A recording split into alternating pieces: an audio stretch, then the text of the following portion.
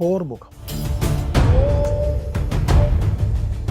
പോരാട്ടം എന്ന് പറഞ്ഞാൽ കേരളത്തിൽ വി എസിൻ്റെ മുഖം തെളിയും. സമരം വി എസിന് അതൊരു ശീലമായിരുന്നു. മരണക്കിടക്കയിലും വി എസ് പോരാട്ടം ഉപേക്ഷിച്ചില്ല. പണ്ട് നിറതോക്കിന് മുന്നിൽ അദ്ദേഹം പതറിയിരുന്നില്ല. ഇപ്പോൾ രോഗങ്ങൾക്ക് മുന്നിലും. ഒടുവിൽ വി എസ് മടങ്ങും. പോരാട്ടത്തിൻ്റെ 100 സുവർണ വർഷങ്ങൾ പിന്നിലാക്കിക്കൊണ്ട്. അണികൾക്ക് എന്നും ആവേശമായിരുന്നു വി എസ്. വരും തലമുറയ്ക്ക് പാഠപുസ്തകം. ജീവിതം മുഴുവനും സമരമായിരുന്നു അദ്ദേഹത്തിന്. ഇല്ലായ്മകളോടുള്ള സമരം ബാല്യത്തിൽ. വസൂരി വന്ന് അമ്മ, പിന്നാലെ അച്ഛനും മരിച്ചു. പട്ടിണിയോടായി പിന്നീട് സമരം. തളരാതെ പോരാടാനുള്ള കരുത്ത് അവയാകാം നൽകിയത്. അനീതിയോടായി പിന്നീട് സമരം. കർഷക തൊഴിലാളികളെ സംഘടിപ്പിക്കാൻ തുടങ്ങിയതോടെ എതിർപ്പുകളും ഉയർന്നു. അനീതിക്കെതിരെ ഒത്തുതീർപ്പില്ലാത്ത മനസ്സ് അദ്ദേഹത്തെ കമ്മ്യൂണിസ്റ്റ് പാർട്ടിയിൽ എത്തിച്ചു. പടിപടിയായി ഉയരുമ്പോൾ സമരങ്ങളുടെ തീവ്രതയും കൂടി. എതിർപ്പുകൾ ആരോടായാലും ഒത്തുതീർപ്പിനും കീഴടങ്ങലിനും വി എസ് തയ്യാറായില്ല. പല ഘട്ടത്തിലും പാർട്ടിയിൽ നിന്നും എതിർപ്പുകൾ ഉയർന്നു.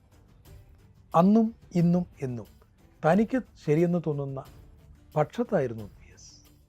മുഖ്യമന്ത്രി സ്ഥാനത്തിന് മണിക്കൂറുകൾ മുമ്പേ മാരാരിക്കുളത്ത് തോൽവി. എന്നാൽ ആ തോൽവിയും വി എസിനെ തളർത്തിയില്ല.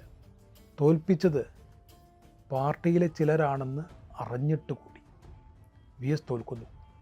അന്ന് കൂടെ ഉണ്ടായിരുന്ന ഒരു നേതാവ് ഓർക്കുന്നു. രാവിലെ 3-ന് വീട്ടിലെത്തി. അപ്പോഴും വി എസ് അചഞ്ചലനായിരുന്നു. വി എസ് പറഞ്ഞു, നിങ്ങളായിരുന്നു ശരി. അത് വി എസിൻ്റെ 2ാം ജന്മമായിരുന്നു. ഒരു യാത്രയുടെ തുടക്കം. വി എസ് തളരുമെന്ന് കരുതിയവർക്ക് തെറ്റി. പിറ്റേന്ന് മുതൽ വി എസ് കൂടുതൽ കർമ്മനിരതനായി, ശക്തനായി. തന്നെ തോൽപ്പിച്ച പാർട്ടിയിലെ ഒരു വിഭാഗത്തെ പിന്നീട് വി എസിൻ്റെ പോരാട്ടവും തേരോട്ടവും കേരളം കണ്ടു. കടുംപിടുത്തക്കാരനായ അച്യുതാനന്ദനിൽ നിന്ന് വി എസ് എന്ന ജനകീയ നേതാവിലേക്ക്. മോശമായി സംസാരിക്കുമെന്നാണ് മാരാരിക്കുളത്ത് പലരും പ്രചരിപ്പിച്ചത് തോൽപ്പിക്കാൻ വേണ്ടി. ആ വി എസിൻ്റെ പ്രസംഗം കേൾക്കാൻ കേരളം കാതോർത്തു. ആളുകൾ തടിച്ചുകൂടി. അതും നാം കണ്ടു. പുതിയ വി എസ് അനീതിയെ പുനർനിർവചിച്ചു. അവിടെ പുതിയ പോരാട്ടമുഖം തുറന്നു. അണികൾ ജനങ്ങളായിരുന്നു.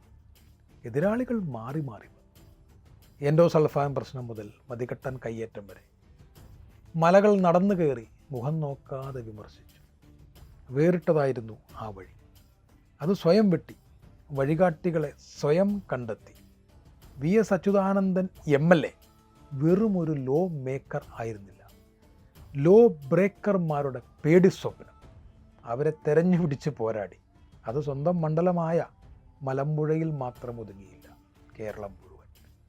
എൻഡോസൾഫാൻ, മതികെട്ടാൻ, മുല്ലപ്പെരിയാർ, കിളിരൂർ, മൂന്നാർ, പറമ്പിക്കുളം, ആളിയാർ, അങ്ങനെ പോകുന്നു. ഏത് സമരമുഖങ്ങളിലും വി എസ് സജീവ സാന്നിധ്യമായി. പറമ്പിക്കുളത്ത് കർഷകരെ പോലെയായിരുന്നു. മുല്ലപ്പെരിയാറിൽ ഒരു എഞ്ചിനീയറെ പോലെ. മൂന്നാറിൽ പരിസ്ഥിതിവാദിയായി വി എസ് നിന്നു. ഈ യാത്രയിൽ പാർട്ടിയിലും എതിർപ്പുകൾ ശക്തമായി. തളരാൻ വി എസ് തയ്യാറായില്ല, വഴങ്ങാനും. തിരുത്തൽ ശക്തിയായി നിന്നു. 2006 പാർട്ടി സീറ്റ് നിഷേധിച്ചു. ജനങ്ങൾ വി എസിനായി നിരത്തിലിറങ്ങി, പോരാടി. മുഖ്യമന്ത്രിയായിട്ടും വി എസ് പോരാട്ടം ഉപേക്ഷിച്ചില്ല. താൻ കൊടുത്ത വാക്കു പാലിക്കാൻ, പോരാടിയ പ്രശ്നങ്ങൾ പരിഹരിക്കാൻ. അതായിരുന്നു ആ CMൻ്റെ അജണ്ട. മുഖ്യമന്ത്രി പലപ്പോഴും മുഖ്യ പ്രതിപക്ഷവും പ്രതിപക്ഷ നേതാവുമായി. ഇതിനിടെ വീഴ്ത്താനെത്തിയ പ്രായത്തോടും അദ്ദേഹം പോരാടിയിരുന്നു.